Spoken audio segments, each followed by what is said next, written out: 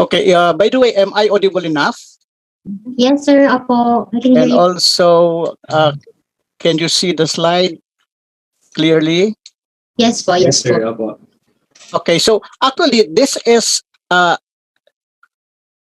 actually updates on responsive and innovative public procurement policies and initiatives.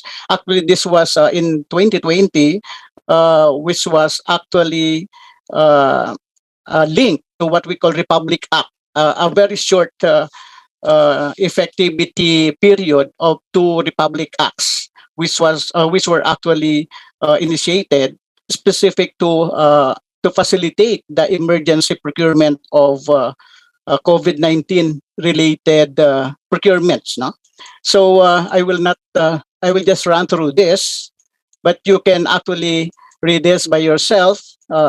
Try to understand it. No, but this is just what I would like you to get informed. No, this is actually Republic Act number 11469, which was actually initiated as a Bayanihan to Heal as one act. This is actually due to the pandemic, no? As a response to the declaration of the state of national emergency due to COVID-19 outbreak. So this was just initiated in order for the procurement of the necessary goods, medicine, and other related procurement, which were actually needed to enhance in coping up this outbreak. So yun, no? So in that case, wait.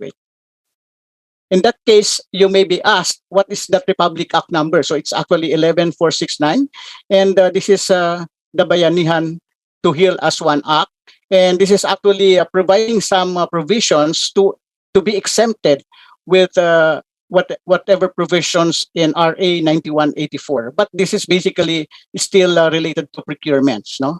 So this was actually this took effect on April 12, 2020. But as I said, this is a very short a law which has a very short implementation period. So it was only until 23 June 2020. No, and in that case, just to provide you information, only the DOH, no, the Department of Health, had the uh, the authority to procure through emergency cases all this COVID-19 related procurement. Okay, so yun, no? So it's important. I highlighted it in red, so that that will be the most important information that you may need. However, it does not limit you to also understand the whole PowerPoint presentation, which I will also be providing you. Okay, and also aside from that, there was the another Bayanihan Act. The first one is Bayanihan to Heal as One Act. Now, we have this, another law, again with a very short effectivity period. This is the Bayanihan to Recover as One Act. No?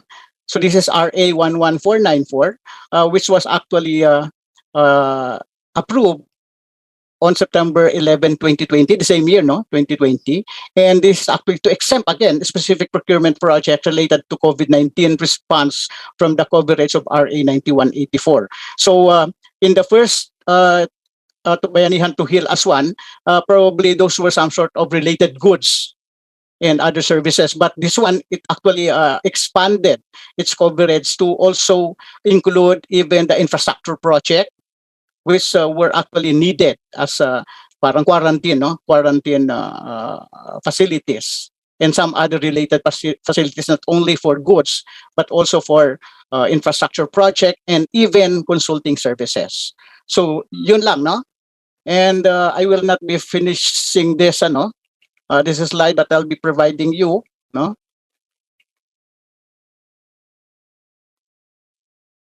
Kasi naisip ko baka lumabas, no? So anyway, not much on that. So let us now go to the other topic. Oh, wait.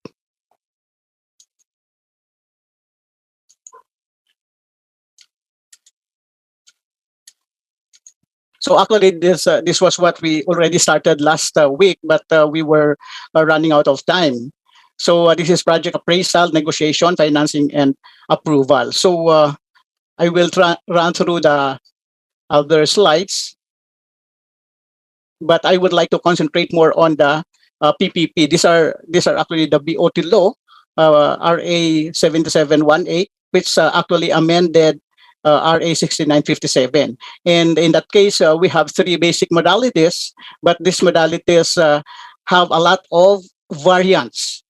Actually, it has 9 variants. We call it BOT variants. And in that case, we actually categorize this into three basic modalities, such as we transfer it immediately, or we transfer only up after cooperation period. When we say transfer, no, this is actually based on the project proponent, the private sector. So when we say transfer immediately, the private sector will transfer it immediately.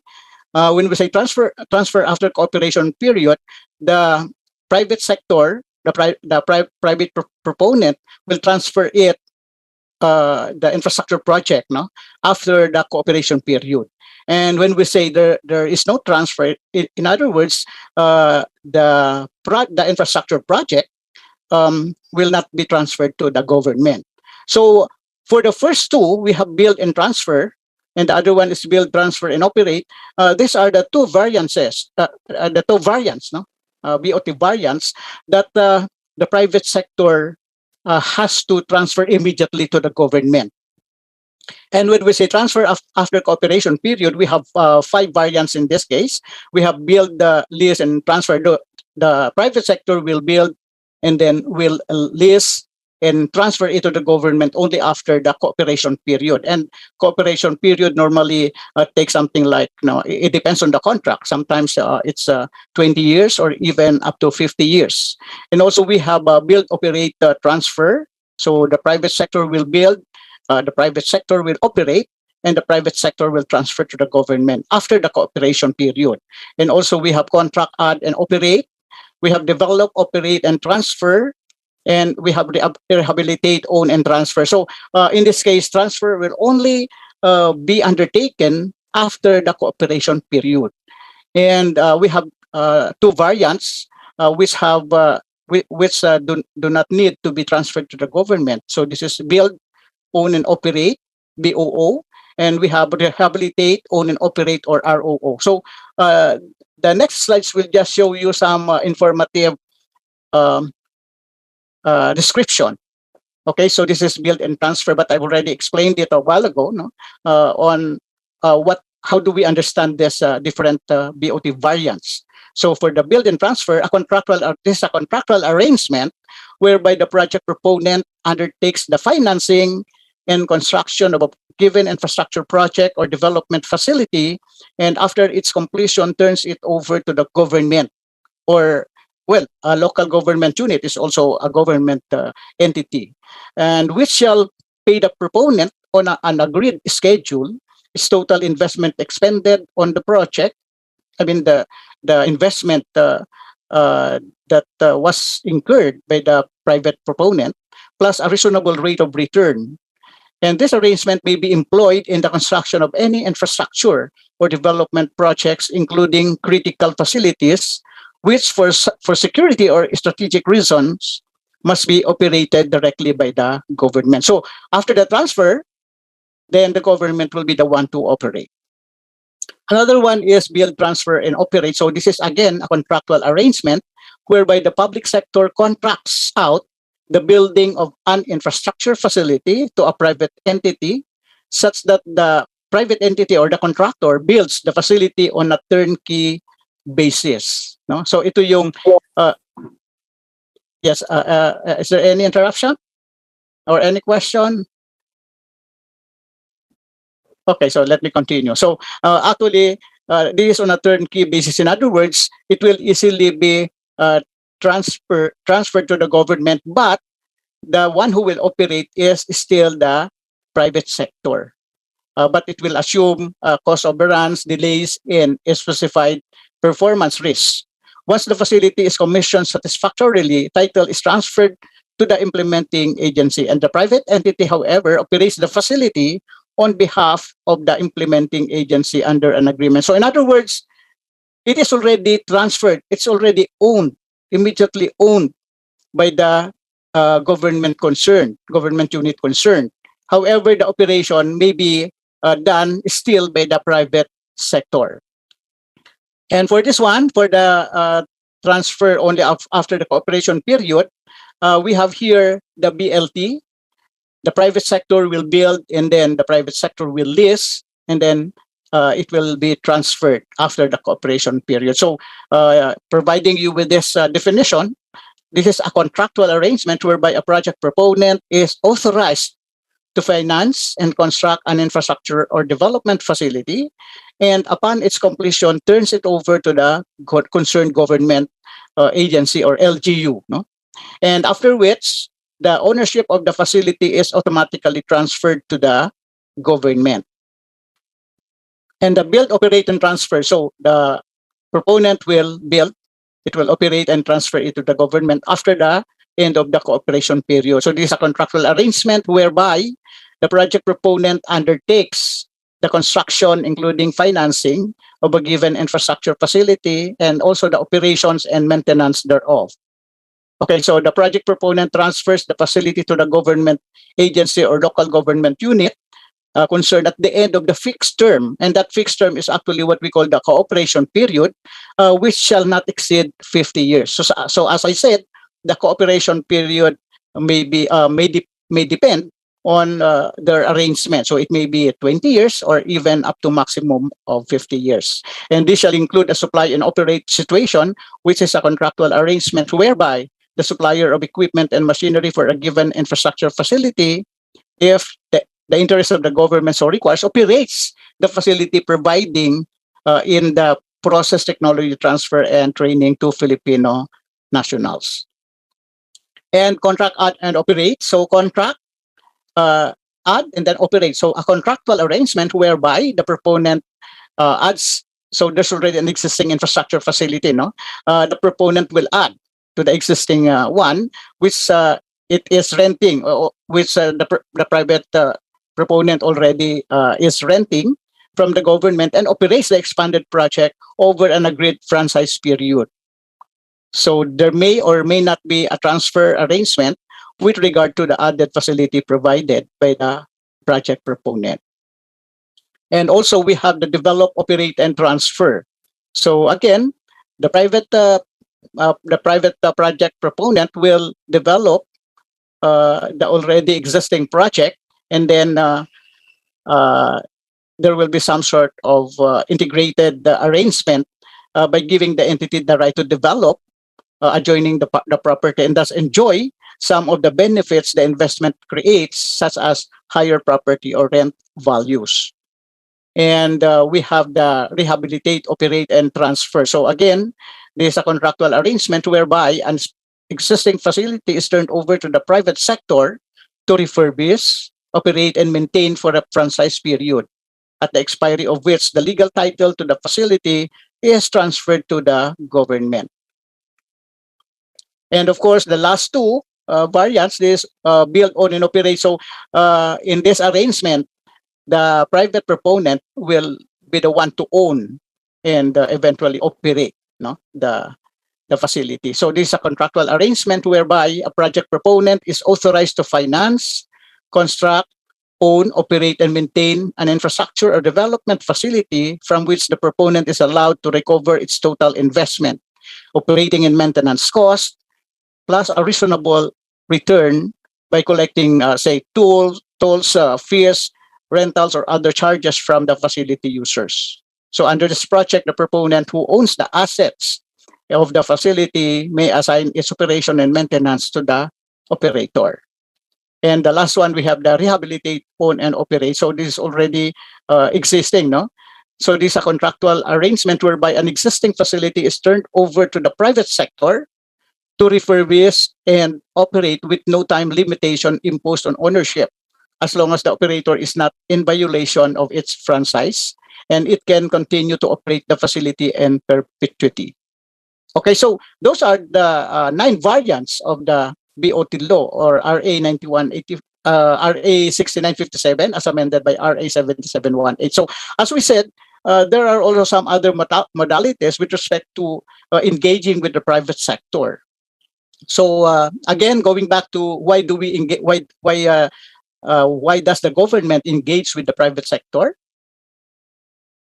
Diba? It is because the private sector has the money. But ang government ba wala? The government also has the money, but regarding the financing of such, the private sector has sufficient money to invest in those facilities, infrastructure projects, something like that. And also, it is actually known that the private sector has the technical expertise, and also it has the what we call skilled worker. No, so in other words, not only the technical expertise, but also it has some sort of pag sinabi nating private sector, it operates efficiently, no? So that is actually how we consider it. Pero of course, the government also functions efficiently, but not that as efficient as the private sector. That is why we actually encourage the private sector to participate, to be engaged in the capital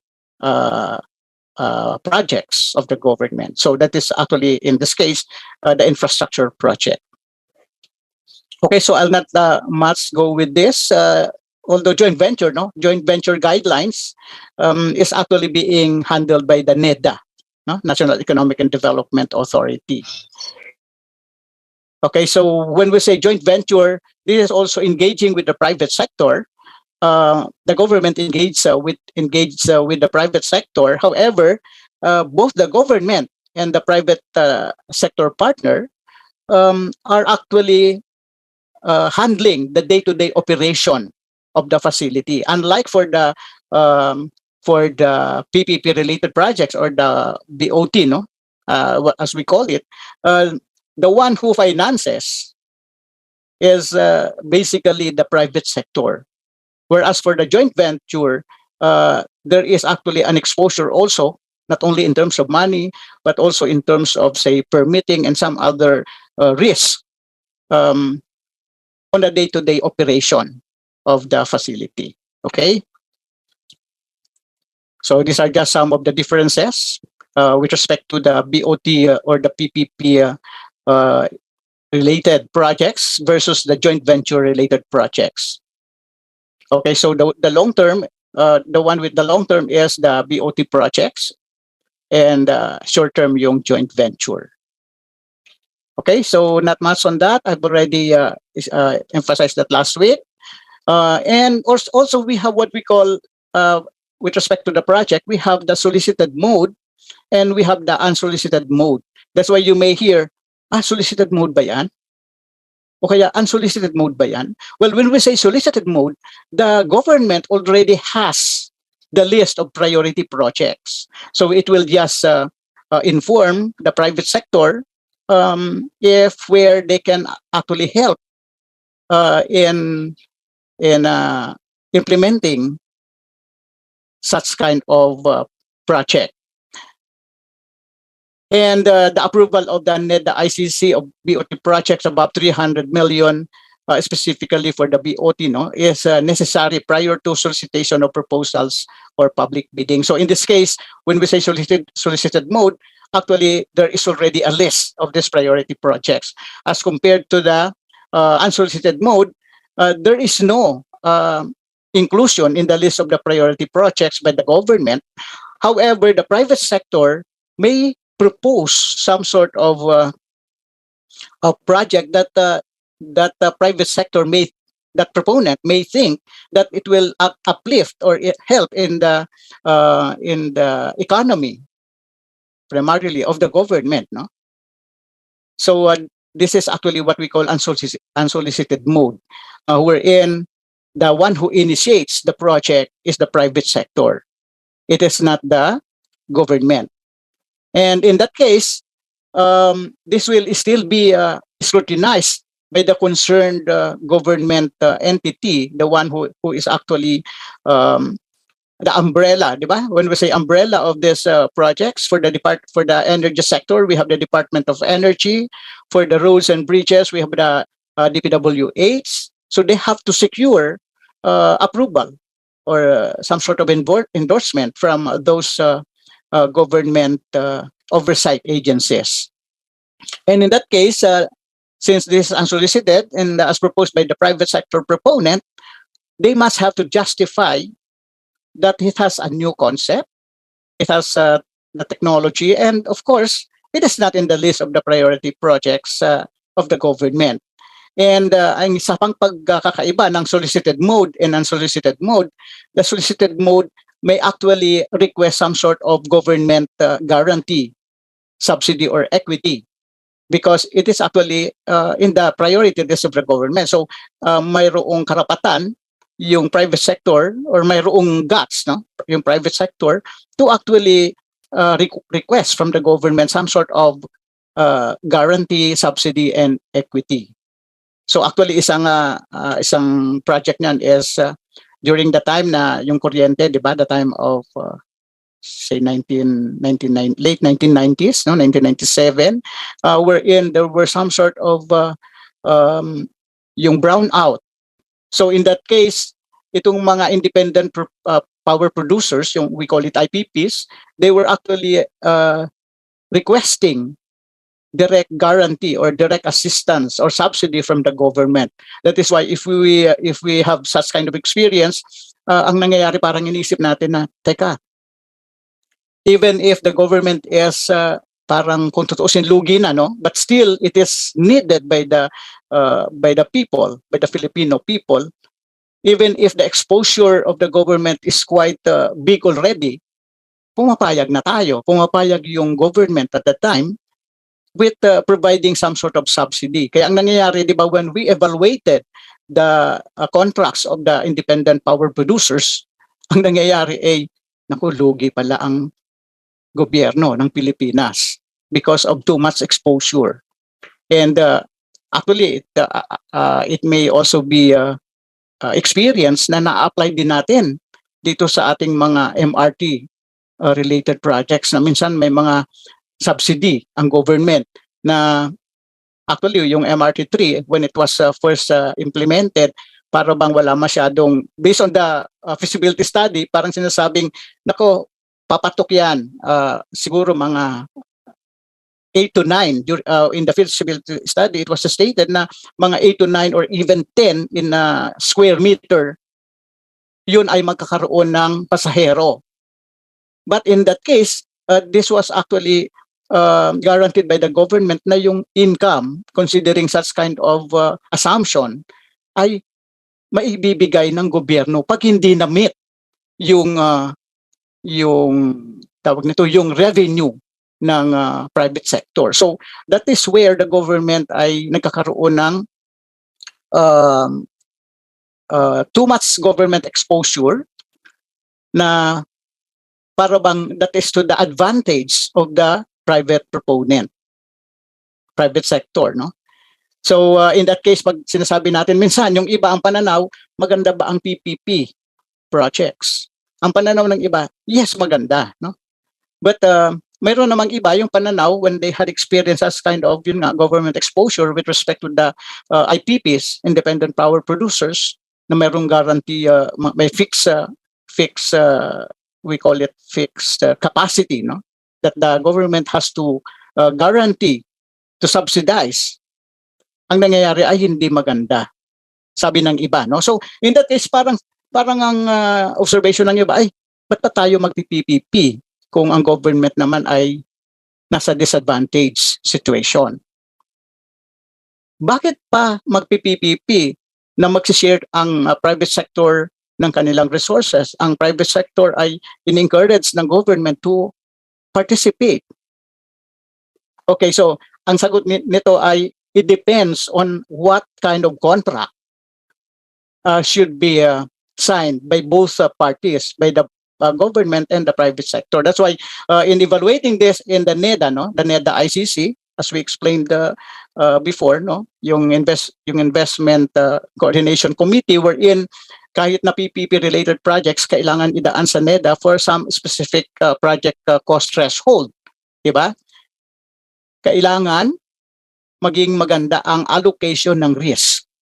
That is why they have in that pro forma, in that project evaluation report forms, they are provided with what we call forms wherein the allocation of the risk must be properly planned so that the risk shall be allocated to the party who can best absorb, who can best manage the risk.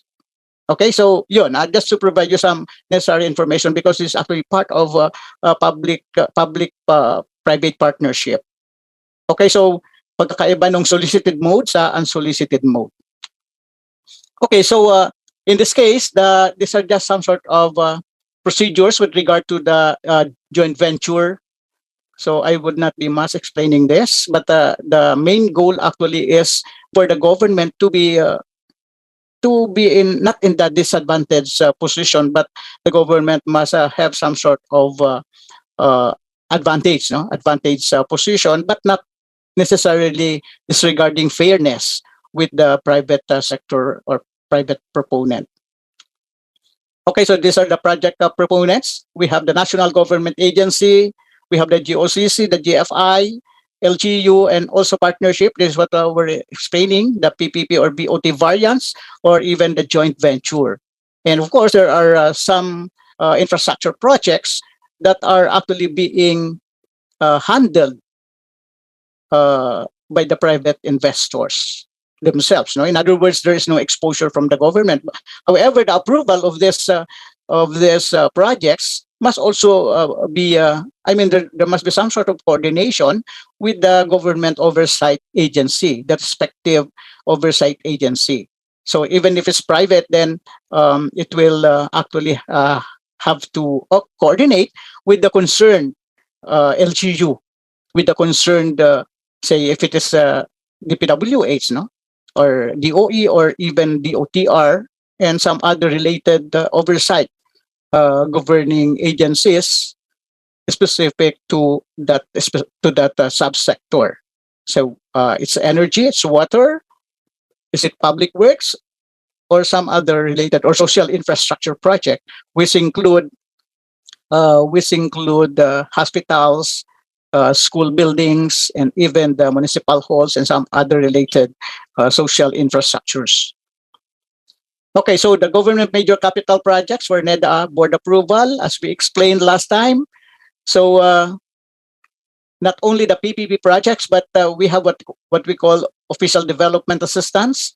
So if it is less than 2.5 billion pesos, the total project cost, then it should be approved by the heads of the concerned implementing agency or governing boards. So in that case, when we say implementing agency, primarily it should seek endorsement or clearance from the oversight agency. As I said, it can be the Department of Energy if it's energy related.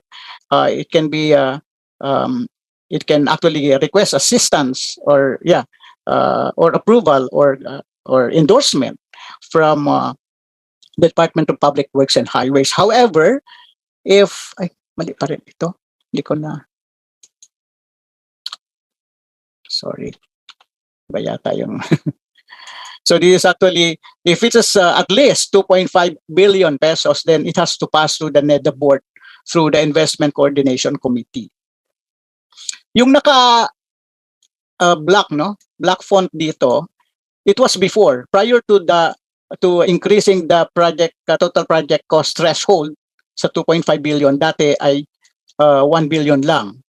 So ito, dati at least 1 billion, it has to pass through the NEDA board for the ICC review and approval. Pero ngayon biglang itinaas ng todo, di ba? 2.5 billion. But historically, prior to 1 billion, dating 500 million lang yan, no? Something like mga 20 to mga 2003, 2005. Huh? Pero right now, just consider this figure in red red fonts because it was updated. Actually, this figure consistent with the ICC memorandum dated noong 2017 lang siya, no? June 27, 2017. And also for the PPP-related projects, we have the national projects, we have the local projects. For the national projects consistent with the BOT law, which is RA 7718, then if it is 300 million and below, then it will just seek ICC approval. But if it's greater than 300 million, then it will seek NEDA board through the ICC. In other words, pag 300 million, pag 300, more than 300 million, kailangan i-approve ni President ng NEDA board, no? Through the ICC. And also, kailangan i-approve din ng President or ng NEDA board. As I said, NEDA board is actually headed by no other than the Philippine President, no? The President of the Philippines. So, pag more than 300 million at saka negotiated projects, so negotiated projects ito, ano? Then regardless of amount, then it should be approved by the NEDA board. Take note, NEDA board is different from NEDA ICC. Although before the project is approved by the NEDA board, it will pass through ICC. Pero there are instances wherein yung ICC ay pwede nang mag-approve.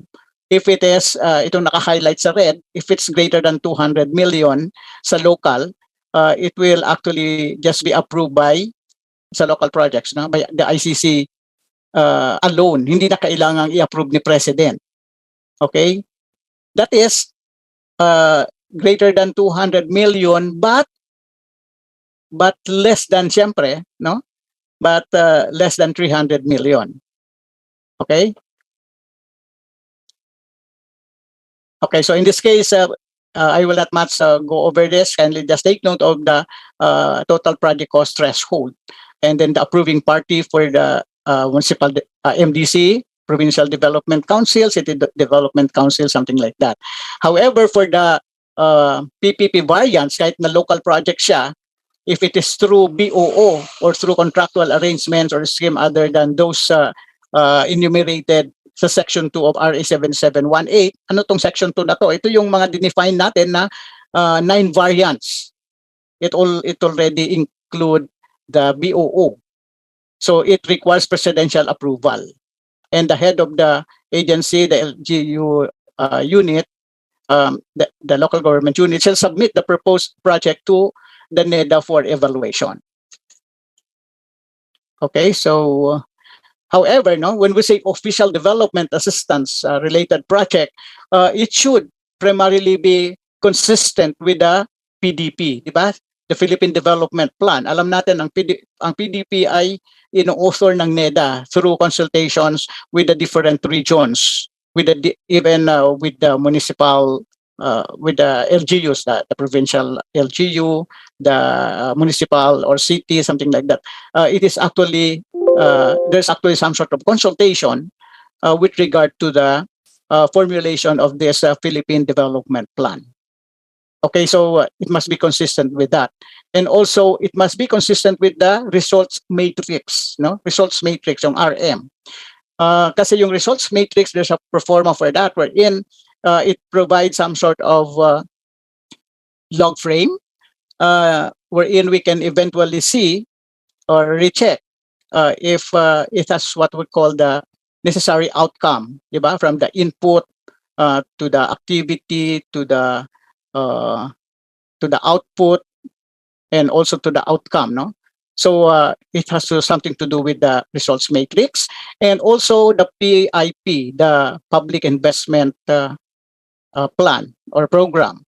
And it should also consider some sort of project resource requirement, which is within the annual multi-year budget ceiling of the agency, or the annual expenditure program of the GOCC or GFI as certified by the DBM and DOF.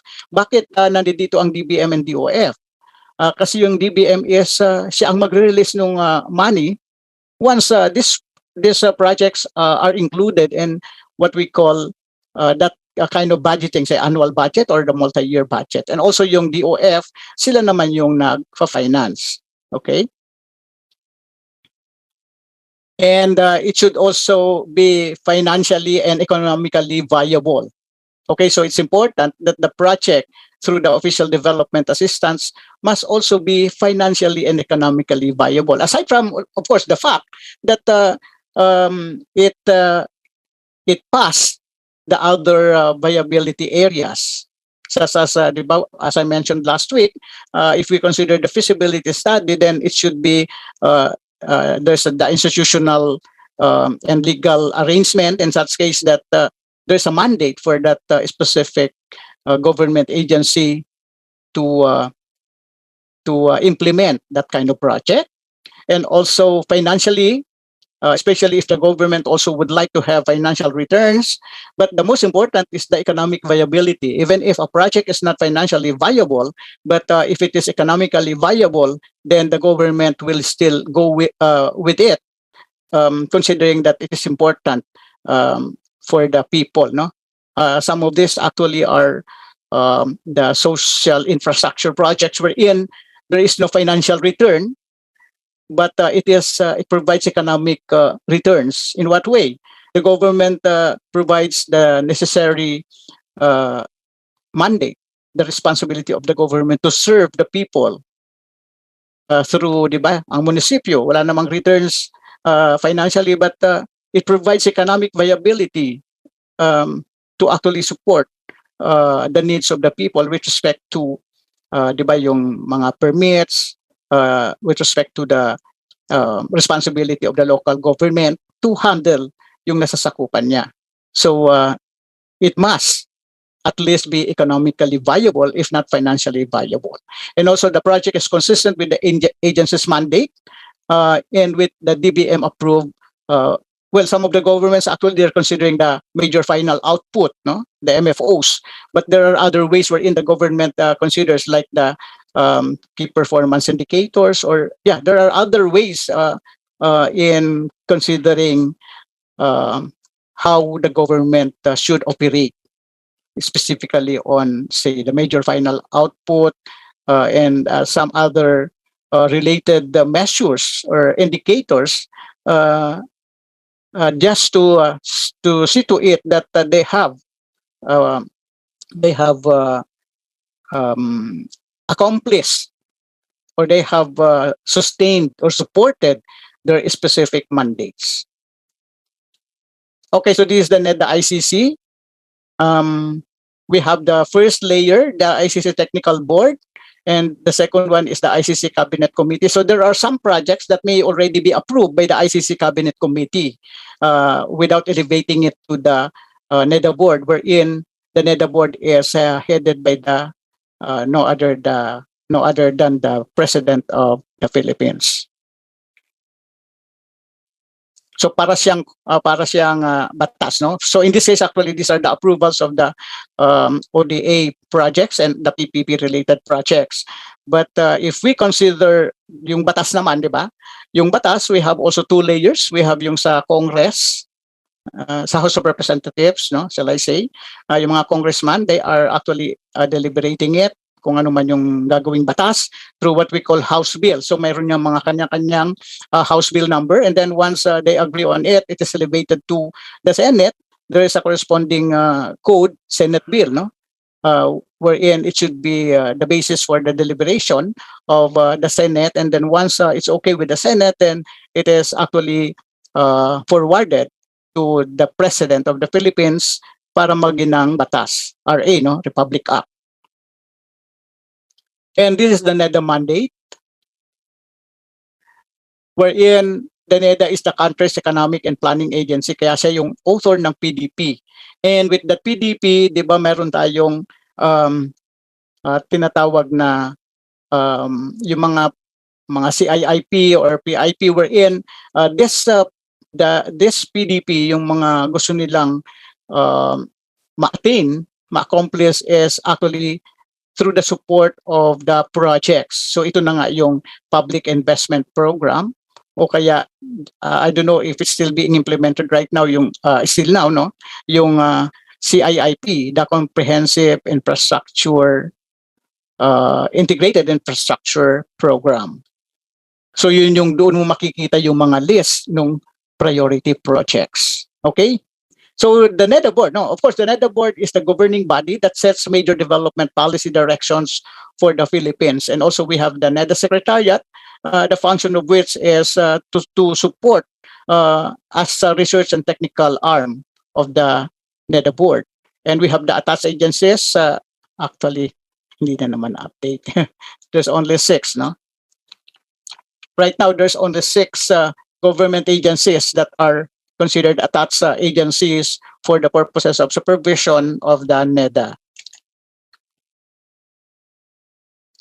And this is the composition of the NEDA board. So I'll not much discuss this, but there is actually an updated administrative order number 8, series 2017, wherein during the Duterte's administration, they only considered specific members as regular members of the NEDA board. So ito yun, no? So we have the executive secretary, cabinet secretary, the secretary of DBM, secretary of DOE or Department of Energy, secretary of Finance, DOF, secretary of DPWH, secretary of Trade and Industry, secretary of Transportation, and of course the chairman of the Mindanao Development Authority, and deputy director of the BSP. Pero ito, yung dati pa yan, no? Those are actually the regular members, pero with this AO number 8, 2017, ito na yung mga regular, no, composition of the NEDA board. However, the NEDA board may invite or enjoin participation of other heads of the departments and agencies as it may deem necessary.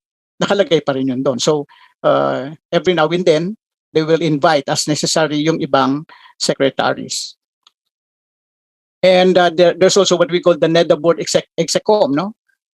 Lalong mas kinat ito because these are just a few, no? Few members to compose the execom.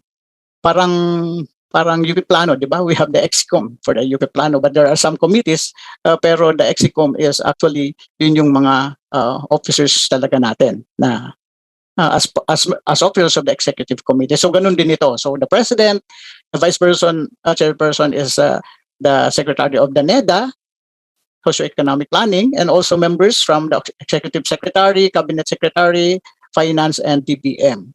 And the respective heads of the NEDA board interagency committees may be invited to attend the meetings of the NEDA board execom as may be deemed necessary.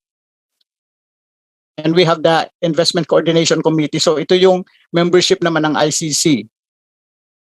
So basically, nandoon yung, so this is actually the membership of the ICC, which I informed you na nakat na rin, no? These are the regular members. However, other secretaries from different agencies may just be invited as necessary. Okay, so ito yung NEDA board interagency committees. So we have the DBM, the DBC, no? Development Budget Coordination or committee, so DBCC. We have the ICC, so this was what I was explaining, the Investment Coordination Committee, basically on the approval of the project. So this actually, I provide the emphasis on this, considering that this is the NEDA project appraisal, no? The other committees have different mandated functions. So infrastructure, the Infracom, this is also a committee wherein it primarily considers the infrastructure projects. So in this case, they're planning the different infra projects, but these are only providing the list, not necessarily, I mean, not all of these projects will be submitted to the ICC. So they have different functions, different mandates. So we have the Social Development Committee, we have the Tariff and Related Matters, and also Regional Development Committee, and the National Land Use Committee. So very important, no? Sa Land Use Committee ay alam dapat din ng mga environmental planners. So this is actually yung tinatawag nating physical planning, no? Which is actually being handled by the National Land Use Committee. Okay, so the roles of NEDA Secretariat, of course, coordinate formulation of socioeconomic development plans, policies, and programs, coordinate formulation of public investment programs, monitor and evaluate plan implementation, programming of official development assistance. And this is the structure of the NEDA Secretariat. By the way, this was the previous one. No? This was the previous one, just to provide you the information. But the new one is already this. No? So this is actually the current structure of the NEDA. And we have these attached agencies. Uy, bakit hindi ko nabago ito? Wait. Maybe I am providing you the other PowerPoint.